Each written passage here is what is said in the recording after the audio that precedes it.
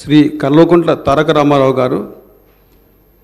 కల్వకుంట్ల తారక రామారావు అనే నేను శాసనసభ సభ్యునిగా ఎన్నికైనందున శాసనం ద్వారా నిర్మితమైన భారత రాజ్యాంగం పట్ల నిజమైన విశ్వాసం, విధేయత చూపుతానని, భారతదేశ సార్వభౌమాధికారాన్ని, సమగ్రతను కాపాడుతానని, నేను స్వీకరించబోయే కర్తవ్యాన్ని శ్రద్ధాశక్తులతో నిర్వహిస్తానని పవిత్ర హృదయంతో ప్రతిజ్ఞ చేస్తున్నాను. తెలంగాణ శాసనసభ్యుడనైన కల్వకుంట్ల తారక రామారావు అనే నేను సభా నియమాలకు కట్టుబడి ఉంటానని, వాటిని అనుసరిస్తానని, సభా మర్యాదలను పాటిస్తానని, సాంప్రదాయాలను గౌరవిస్తానని పవిత్ర హృదయంతో ప్రతిజ్ఞ చేస్తున్నాను. ముందుగా శాసనసభ అధిపతిగా ఎన్నికైన మీకు హృదయపూర్వకంగా మా పార్టీ పక్షాన, మా అందరి పక్షాన కూడా హృదయపూర్వకంగా మీకు అభినందనలు తెలియజేస్తూ, మా పార్టీ అధ్యక్షులు పెద్దలు శ్రీ కేసీఆర్ గారు వారు దురదృష్టవశాత్తు వారికి కొంత గాయమయ్యి హాస్పిటల్లో ఉన్నప్పటికీ ఎప్పుడైతే ఈ ప్రతిపాదన శ్రీధర్ బాబు గారి ద్వారా మరి వారికి వచ్చిందో వెంటనే ఒక క్షణం కూడా సంకోచించకుండా, రెండో ఆలోచన లేకుండా తప్పకుండా సహకరించవలసిందే అని చెప్పి ఏకగ్రీవంగా ఎన్నిక కావడానికి వారు మాకు ఆదేశాలు ఇవ్వడం జరిగింది. దానికి అనుగుణంగానే నిన్న మీ నామినేషన్లో కూడా మేమందరం కూడా పాల్గొనడం జరిగింది. అధ్యక్ష, మీతో వ్యక్తిగతమైన అనుబంధం కూడా నాకు చాలా ఉంది. మీరు 2009 శాసనసభకు ఎన్నికైన నాడు నేను కూడా మీతో పాటు సహచర శాసనసభ్యుడిగా ఉన్నాను. ఆనాడు తెలంగాణ ఉద్యమంలో కూడా మీరు మీ వంతు పాత్ర పోషించినారు.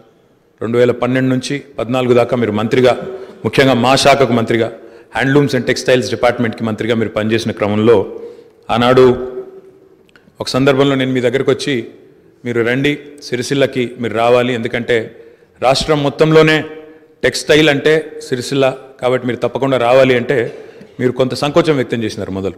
మరి ఇప్పుడు ఉద్యమం ఉధృతంగా ఉంది, నేను మంత్రిగా ఉన్నాను, ఈ సమయంలో వస్తే ఏమైనా ఇబ్బంది ఉంటుందా అంటే లేదు, మనం కలిసే పోదామని చెప్పి ఆ రోజు మీరు రావడమే కాకుండా ఆనాడు మరి బ్రహ్మాండంగా మీరు వచ్చి అక్కడ కార్మికుల సమస్యలు విని తర్వాత చాలా సమస్యల పరిష్కారానికి మీ స్థాయిలో మీరు కృషి చేసినందుకు కూడా మీకు మనస్ఫూర్తిగా ఈరోజు మళ్ళొకసారి అభినందనలు, ధన్యవాదాలు కూడా తెలియజేస్తూ, మరి ఒక ఉన్నతమైన సాంప్రదాయానికి ఈరోజు మరి తెరదీస్తూ ఇతర పెద్దలు గౌరవనీయులు తెలంగాణ రాష్ట్రం ఏర్పడ్డ తర్వాత పెద్దలు శ్రీకొండ మధుసూనాచారి గారు, తర్వాత శ్రీ పోచారం శ్రీనివాసరెడ్డి గారు, తదనంతరం మీరు, మరి వారు ఇద్దరు కూడా నెలకొల్పిన సాంప్రదాయాలు, కాపాడిన విలువలు, వాటన్నిటిని మీరు కూడా పరిరక్షిస్తారని మనస్ఫూర్తిగా ఆకాంక్షిస్తూ, మీ ఉన్నతికి మనస్ఫూర్తిగా అభినందనలు తెలియజేస్తూ, మరి ఇప్పుడే పెద్దలు ముఖ్యమంత్రి గారు, ఉప ముఖ్యమంత్రి గారు, మంత్రివర్యులు కూడా చెప్పినట్టు మరి ఈ సభ అందరి సభ, ఈ సభలో ఉండే ప్రతి సభ్యుడి యొక్క గౌరవాన్ని, ప్రతి సభ్యుడి యొక్క హక్కులను,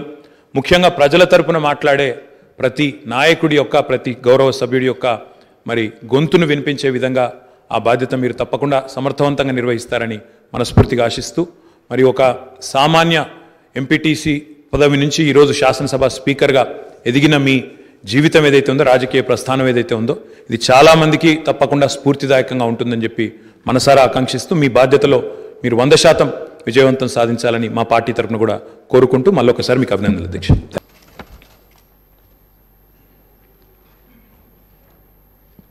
శ్రీ కార్తిపల్లి వెంకటరమణారెడ్డి గారు. శ్రీ కౌశిక్ రెడ్డి పాటి. చిన్న వయసులోనే తండ్రిని కోల్పోయి కుటుంబ బాధ్యతను తీసుకొని 8 మంది సోదరీమణుల మధ్యలో ఒక్కడుగా చిన్న వయసులోనే కుటుంబ బాధ్యతను భుజాల మీద వేసుకొని 8 మంది ఆడపడుచులను సమన్వయం చేసుకుంటూ సమాజంలో కుటుంబం యొక్క గౌరవాన్ని నిలబెడుతూ ఏ లోటు రాకుండా సోదరీమణులందరినీ కూడా ఈ రోజుకు, ఆ రోజు నుంచి ఈ రోజు వరకు సమన్వయంతో ముందుకు తీసుకెళ్తున్నాడు. అంటే ఉమ్మడి కుటుంబం ఎలా ఉండాలి, ఉమ్మడి కుటుంబంలో కుటుంబ సభ్యులకు ఉండే సమస్యల్ని వాళ్ళు అడగకముందే గుర్తించి పరిష్కరించడం తెలిసింది అని అంటే ఈ శాసనసభ కూడా స్పీకర్ గారి కుటుంబం, మనందరం కూడా వారి కుటుంబంలో సభ్యులం. అది ప్రతిపక్షము, పాలకపక్షము, విపక్షము అనే విభేదాలు లేకుండా సభ్యులు అంటే ఈ సభ యొక్క సభ్యులు, ఆ సభ్యులు లేవనెత్తే అంశాలను, వారు లేవనెత్తిన అంశాలలో ఉన్న లోతును దృష్టిలో పెట్టుకొని తప్పకుండా స్పీకర్ గారు ఆ సమస్యలకు పరిష్కారం చూపిస్తారు. ఒక కుటుంబాన్ని ఉమ్మడి కుటుంబాన్ని నడిపించడం, సమన్వయం చేయడం, సమాజంలో ఆ కుటుంబం యొక్క గౌరవాన్ని నిలబెట్టడం తెలిసిన వ్యక్తులు ఈ సభకు సభాధ్యక్షుడు అయిందంటే మన అందరి యొక్క హక్కులను తప్పకుండా వారు కాపాడతారు. అదేవిధంగా వారు రాజకీయ ప్రస్థానం, స్థానిక సంస్థలు ఒక ఎంపీటీసీగా వారి రాజకీయ ప్రస్థానం మొదలయ్యి అక్కడి నుంచి వారు ఎంపీపీ అవ్వడం, 2008 ఉప ఎన్నికలలో శాసనసభ్యుడిగా ఎన్నికవ్వడం, 2009లో తిరిగి వారు శాసనసభ్యుడిగా ఎన్నికవ్వడం, తర్వాత వారు మంత్రిగా సేవలు అందించడం, హ్యాండ్లూమ్ వీవర్స్కి వాళ్ళకున్న లోన్లు కానీ లేకపోతే వాళ్ళ సమస్యలను పరిష్కరించడంలో క్రియాశీలక పాత్ర పోషించడము, వారు మంత్రిగా ఉన్నప్పుడు వికారాబాదును శాటిలైట్ టౌన్గా గుర్తించి కీర్తిశేషులు పెద్దలు జైపాల్ రెడ్డి గారు అర్బన్ డెవలప్మెంట్ మినిస్టర్గా ఉన్నప్పుడు ఢిల్లీకి వెళ్ళి వారితో మాట్లాడి వికారాబాద్ పట్టణాన్ని శాటిలైట్ టౌన్గా గుర్తించి 2200 కోట్ల రూపాయలు మంజూరు చేయించి అక్కడ అభివృద్ధి కార్యక్రమాలను ముందుకు తీసుకెళ్ళి ఆ రోజు వారు అక్కడి ప్రజల యొక్క సేవలో వారు ముందున్నారు. అదేవిధంగా అక్కడ మెడికల్ కాలేజ్ కావాలని వారే ఆ రోజు ఆ ప్రతిపాదన తీసుకొచ్చి ఈరోజు మెడికల్ కాలేజ్ మంజూరు అయింది. ఇంకా స్టాఫ్ ఇతర అంశాలు కూడా కొన్ని ఉన్నాయి. వారే అక్కడి నుంచి ఆదేశాలు ఇచ్చి తప్పకుండా ఆ సమస్యను పరిష్కరించడమే కాకుండా అప్పా జంక్షన్ నుంచి వికారాబాద్ మన్నగూడ చౌరస్తా వరకు రోడ్ వైడనింగ్ విషయంలో కానీ వీట్లల్లో కూడా వారు ప్రత్యేకమైన చొరవ చూపించి ప్రాంతం యొక్క అభివృద్ధిని వారు ఎప్పుడూ మర్చిపోకుండా వారు ఎన్నికలలో గెలిచిన ఒకవేళ ఫలితాలు వారికి అనుకూలంగా రాకపోయినా వారెప్పుడు కూడా ప్రజలకు దూరంగా ఉండలేదు. కాబట్టి ఈరోజు గడ్డం ప్రసాద్ కుమార్ గారు లాంటి వ్యక్తులు సునిశ్చిత దృష్టితో, సమస్యల అవగాహనతో, సభ్యుల సమన్వయంతో ఈ శాసనసభను వారి నాయకత్వంలో మనందరం ఒక ఆదర్శవంతమైన శాసనసభగా నడిపించడానికి వారి పూర్తిగా మన అందరికీ దశ దిశ నిర్దేశిస్తారు. వారిని మనస్ఫూర్తిగా ఎంపీటీసీ నుంచి శాసనసభాపతిగా ఈరోజు ఈ బాధ్యతలు నిర్వహించే వరకు వారి యొక్క రాజకీయ ఎదుగుదల కావచ్చు, ప్రజా సమస్యల పరిష్కారంలో కావచ్చు, వారి యొక్క కృషిని అభినందిస్తూ నేను ఏ ప్రాంతం నుంచి అయితే శాసనసభ్యుడిగా ఎన్నికైనానో మా ప్రాంతానికి సంబంధించిన శాసనసభ్యులే, ఆ ప్రాంత నివాసే వికారాబాద్ జిల్లా ఒకప్పుడు డాక్టర్ మర్రి చెన్నారెడ్డి గారు ఆ ప్రాంతం నుంచి వచ్చి దేశ రాజకీయాలలోనే అత్యంత క్రియాశీలక పాత్ర పోషించారు. ఆ ప్రాంతం నుంచి వచ్చిన గడ్డం ప్రసాద్ కుమార్ గారు ఈ సభ అధ్యక్షుడిగా ఎన్నికవ్వడం, ఈ ఎన్నికవ్వడానికి సహకరించిన మిత్రపక్షాలన్నిటినీ ప్రతిపక్షాలన్నిటిని కూడా మరొకసారి అభినందిస్తూ మనస్ఫూర్తిగా వారికి అభినందనలు తెలియజేస్తూ ఈ సభలో సభ్యుల యొక్క అందరి హక్కులను వారు కాపాడతారనే నమ్మకంతో వారి అభినందిస్తున్నాను. వారి నాయకత్వంలో మేమందరం కూడా రాష్ట్రానికి మేలు జరిగే విధంగా కార్యక్రమాలు తీసుకుంటామని తెలియజేస్తూ సెలవు తీసుకుంటున్నాను.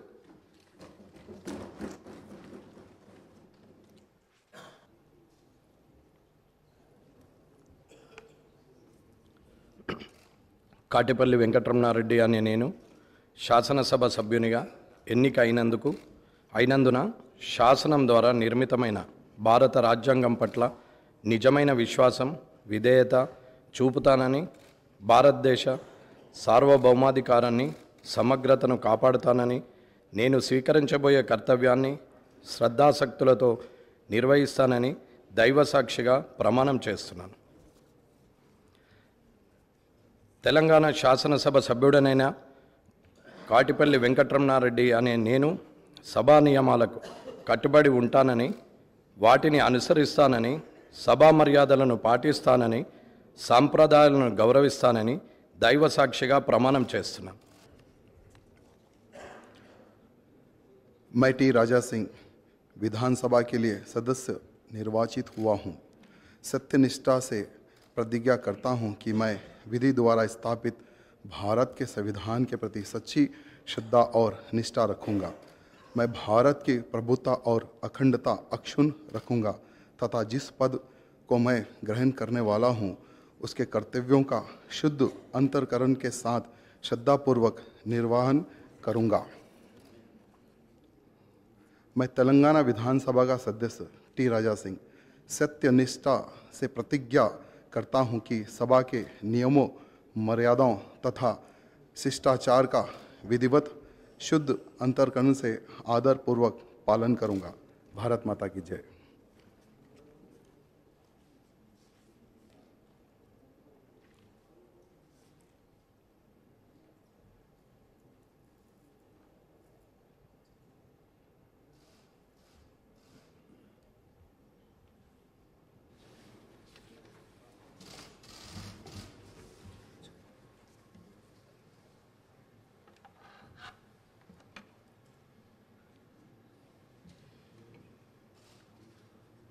I am to announce to the House that the Honorable Governor of Telangana will address a joint session comprising the members of Telangana Legislative Assembly and Telangana Legislative Council at 11:30 a.m. on Friday, the 15th December 2023 in the Assembly Hall. All members are requested to attend the same. The House is urged to meet again at 11:30 a.m. on Friday, the 15th December 2023.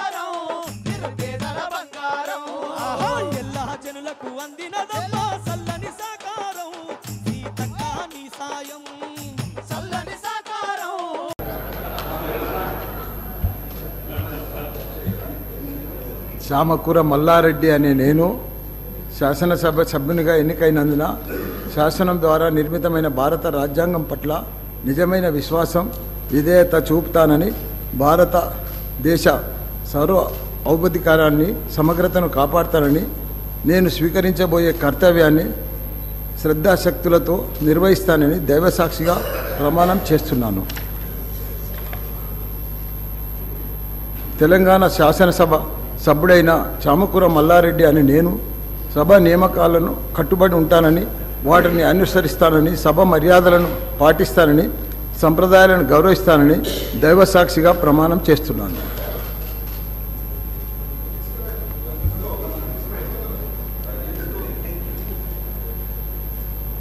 Shri చిక్కుడు వంశీకృష్ణ గారు.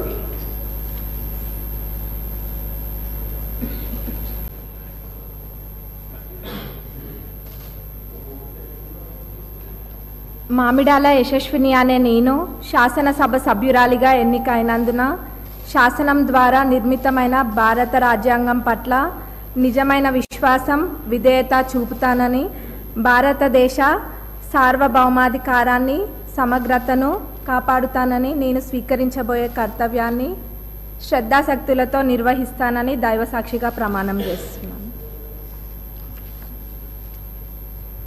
తెలంగాణ శాసనసభ సభ్యురాలినైన మామిడాల యశస్విని అనే నేను సభ నియమాలకు కట్టుబడి ఉంటానని, వాటిని అనుసరిస్తానని, సభ మర్యాదలను పాటిస్తానని, సంప్రదాయాలను గౌరవిస్తానని దైవసాక్షిగా ప్రమాణం చేస్తున్నాను.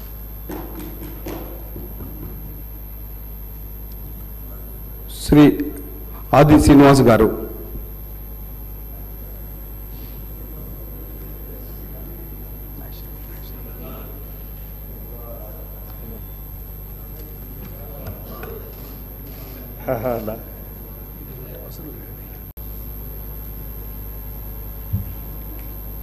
వాగిటి సునీతా లక్ష్మారెడ్డి అని నేను శాసనసభ సభ్యురాలుగా ఎన్నిక అయినందున శాసనం ద్వారా నిర్మితమైన భారత రాజ్యాంగం పట్ల నిజమైన విశ్వాసం, విధేయత చూపుతానని, భారతదేశ సార్వభౌమాధికారాన్ని, సమగ్రతను కాపాడుతానని, నేను స్వీకరించబోయే కర్తవ్యాన్ని శ్రద్ధాశక్తులతో నిర్వహిస్తానని దైవసాక్షిగా ప్రమాణం చేస్తున్నాను. తెలంగాణ శాసనసభ సభ్యురాలైన వాకిటి సునీతా లక్ష్మారెడ్డి అనే నేను సభ నియమాలకు కట్టుబడి ఉంటానని, వాటిని అనుసరిస్తానని, సభ మర్యాదలను పాటిస్తానని, సంప్రదాయాలను గౌరవిస్తానని దైవ సాక్షిగా ప్రమాణం చేస్తున్నాను. శ్రీమతి యశస్విని మామిడాల గారు.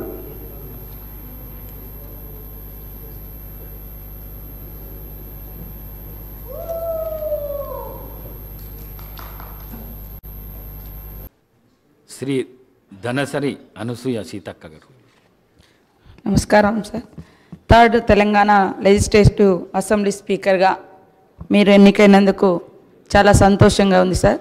మీకు శుభాకాంక్షలను తెలియజేస్తూ, మీ వ్యక్తిగత జీవితంలో కానీ రాజకీయ జీవితంలో కానీ ఎన్నో రకాల ఒడిదుడుకులను ఎదుర్కొని ఈ స్థాయికి రావడం మాలాంటి అణగారిన వర్గాల నుంచి వచ్చినటువంటి బిడ్డలకు మీ జీవితం కూడా ఆదర్శప్రాయం, స్ఫూర్తిదాయకం. 2009లో కూడా నేను ఈ అసెంబ్లీలో ఈ సభలో ఉండడం జరిగింది. గత 5 years నుంచి మేమంతా పక్కపక్కనే ఒకే క్వార్టర్స్లో ఉండి మీరు ఎదుర్కొన్నటువంటి వ్యక్తిగత జీవితంలో మీ సతీమణి గారు కోల్పోవడం, ఇట్లాంటివన్నీ కూడా మిమ్మల్ని చూసినప్పుడు మీరెంతో నిబ్బరంగా ఉన్నటువంటి తీరు, ఇవన్నీ కూడా చాలా చెలించినటువంటి సందర్భం. ఈరోజు మిమ్మల్ని చూస్తే చాలా గర్వంగా ఉంది. అదే కాకుండా ఒక అణగారిన వర్గాల నుంచి, అంచబడ్డ వర్గాల నుంచి వచ్చినటువంటి బిడ్డలు ఎదగాలంటే ఎన్ని కష్టాలు ఉంటాయో తెలిసినటువంటి వ్యక్తులుగా మీ జీవితం మా అందరికి కూడా ఆదర్శప్రాయం. మీరు ఒదుగుతూ ఎదిగిన తీరు దేశానికి ఒక ఆదర్శవంతం. తప్పకుండా మీరు మమ్మల్ని అందరినీ కూడా సమన్వయం చేసుకొని సభ యొక్క ఔన్నత్యాన్ని, హుందాతనాన్ని కాపాడతారని భావిస్తూ ధన్యవాదాలు. సెలవు తీసుకుంటాను.